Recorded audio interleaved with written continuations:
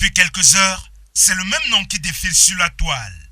En fil d'actualité sur Facebook ou TikTok, les commentaires tournent autour de Sunrun. L'entreprise serait spécialisée dans l'énergie solaire, à en croire sa description sur Internet. Des utilisateurs séduits par la promesse de gains rapides et sans effort se lancent à corps perdu dans l'investissement.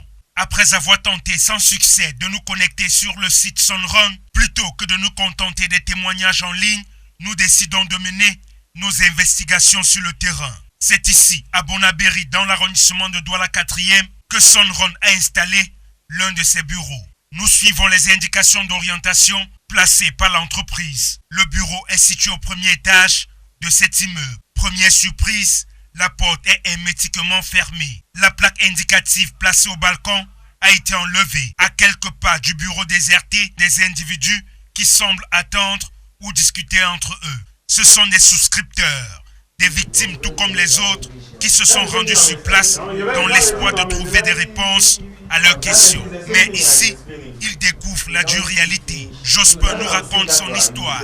Dans la plateforme, il a déjà investi plus de 500 000 francs CFA. En novembre, j'ai investi près de 500 000 en 4 tranches, sachant que je devais gagner plus d'1 million. Aujourd'hui, j'appelle celui qui m'avait orienté ici. Il me dit qu'il est à Limbé. Jusqu'aujourd'hui, je n'ai rien et aucun retour.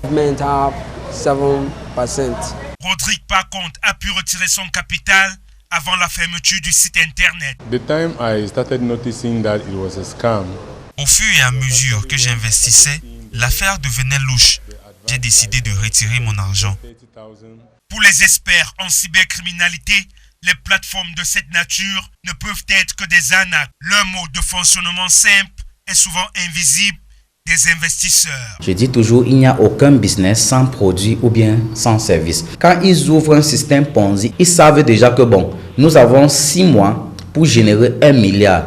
2 milliards, 5 milliards, en fonction de leur objectif. Ils disent toujours que non, il y a peut-être les petits problèmes dans la plateforme, mettez encore plus d'argent. Si on vous avait payé 10 000, on vous dit de mettre encore 15 000 ou bien 20 000, comme ça on va encore plus vous payer, ou bien le système a connu les petites erreurs techniques qui sont en train d'arranger. En fait, tout ça, ce sont les raisons qu'on donne quand ils ont déjà atteint leur objectif. Pour endiguer ce phénomène d'arnaque au Cameroun, souligne Simon Nique, l'entrepreneuriat jeune est un levier essentiel, à condition que le gouvernement joue le rôle de facilitateur. Les encourager, honnêtement, il y a trop de choses qui sont élevées, alors qu'il est en train d'essayer, en fait, de soulager même le gouvernement, parce qu'un entrepreneur, c'est aussi quelqu'un qui emploie plusieurs personnes. Mida, Kunet, Saïrou, voilà autant de projets foireux qui ont déjà fait perdre à des Camerounais des dizaines de milliards de francs CFA.